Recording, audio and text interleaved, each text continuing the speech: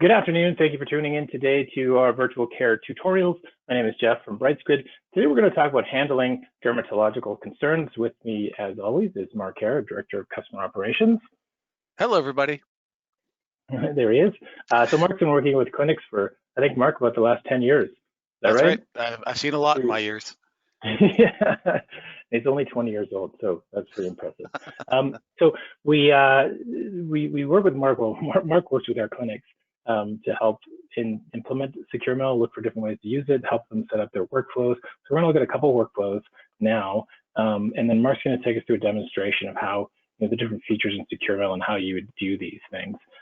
So I'm just going to jump into the workflow here. So looking at a dermatological concern and secure messaging or secure mail that has image attachment capabilities, it really does help with looking at a lot of dermatological concerns.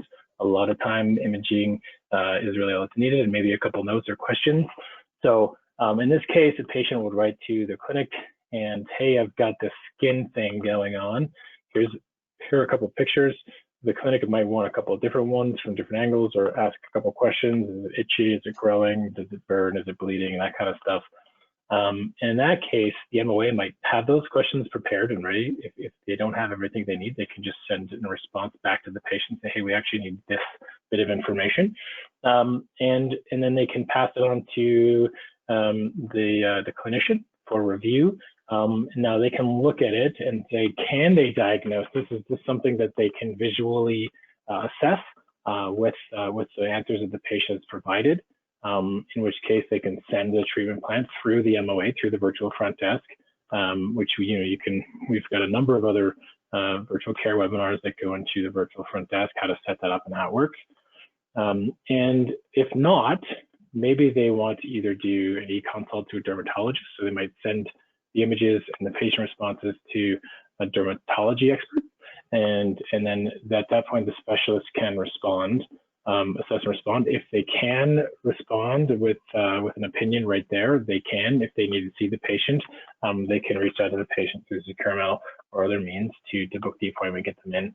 But if they're able to just complete the e-consult that goes back to the clinic can put the plan into action with the patient. I will point out that in Alberta, especially, and a couple of other jurisdictions, these transactions are billable. So sending patient advice through Securemouth is a billable activity, as well as conducting e-consultation through Securemouth as well for both the family practitioner as well as the specialist involved too. So we'll take a quick look at what to do. How do we do sending written instructions maybe after an appointment? There's lots of stats about, patients don't remember everything they're told in an appointment. I myself am guilty of that.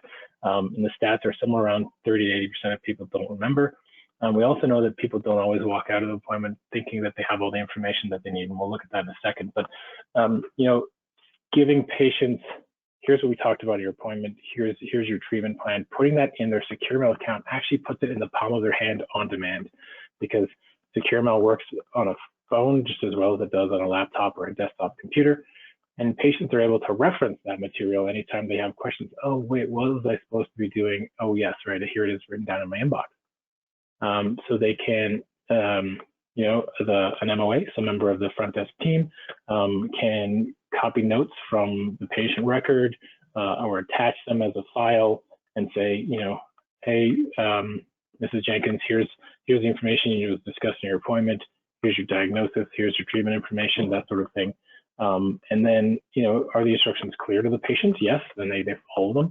And if not, it also provides the patient the opportunity to write back for clarity. And there's lots of research that shows this type of interaction is beneficial for the patient. Patient outcomes actually improve. Patient outcome measures have been seen to improve by 11% or more. Just by having regular interactions through secure messaging, because it does amplify treatment adherence. So really quickly, like I said, 40% of patients feel they leave appointments without everything they need in terms of information. And, as many patients forget as much as 80% of what they're told in an appointment. So like I said, the benefits of doing that is you have a record of that conversation for both sides to reference. So if a patient comes in next time and the doctor says, well, how did it go? And they say, well, I did the things you told me, but it didn't work. and it turns out, well, you didn't actually do what I told you. Here's what we told you, and here's the record of us sending that. Here's what you should be doing. Let's try this again. Sending the follow-up documents. Maybe if it's a diagnosis, hey, here's a new diagnosis. Here's a couple of PDFs, some brochures, some pamphlets about the condition, so you can educate yourself. And like I said, we do see improved treatment adherence when patients are engaged in this way. So Mark, with that, I'm going to turn things over to you to do a demonstration of how clinics can go about executing these workflows.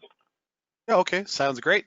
I will turn on my screen broadcast now, and momentarily all of you should be able to see my screen. Now, normally when I do a demonstration of Brightsquid Securemouth, I start from the login page, but in this case, I've already logged in and I've already begun composing a message back to my patient, Fred. Now, I should point out that this is not the doctor doing this, rather it is a staff member within the organization. In this case, her name is Clara. So clearly Fred was into the office earlier today and had an appointment or an encounter with Dr. Fauchard. And now the MOA is sending the instructions to the patient on Dr. Fauchard's behalf after that encounter. Now, there's a couple different ways we can send the information, and I formatted this to sort of show both ways. Most likely what happened after the encounter is Dr. Fauchard entered his notes into the EMR, and those EMR notes are now available to me as the MOA, and I can just go right into the document and download copy and paste a section of that those SOAP notes into the outgoing message. So let me just grab, this, it's kind of random, and then I can just paste that into the bottom of this message. I'll just put some stars there. There we go. So I can now send a component of this SOAP note back to the patient.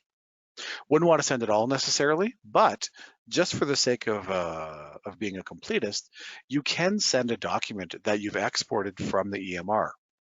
So whether it is a SOAP note or instructions or a lab rec or any other document, you can export those as a PDF from just about every EMR. Well, everyone I've ever seen anyway.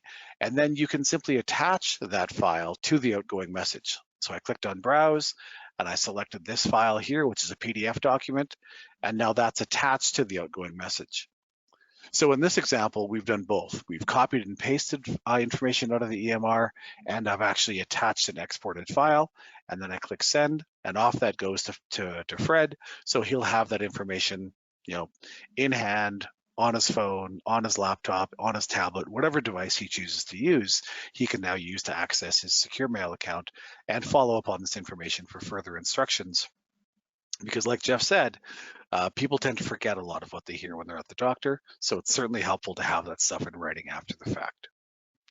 Now, getting back to the other thing that Jeff talked about, which was assessing dermatological issues, in this example here, if I go back to my shared inbox, and I'm still logged in as the MOA, and if we take a look at this message that our other patient, Joe, has sent to us, Joe's taken the extra step of using his phone to take a photo of his skin condition.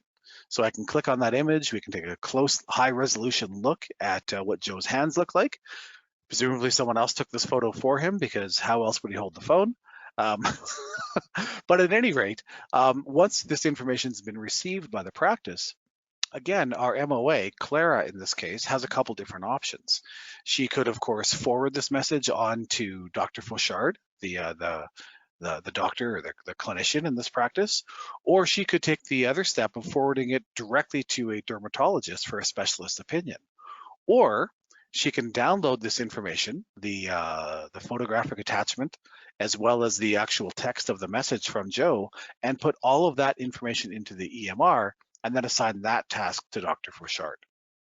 A lot of different ways to manage this information and a lot of different avenues for triage, because what we're trying to do here really, and the whole point of the shared inbox, is to have the team of individuals within the practice manage messages, and when and where it's appropriate, we engage with the physicians or the clinicians for their expertise in specific scenarios where we need to escalate the situation, if you will.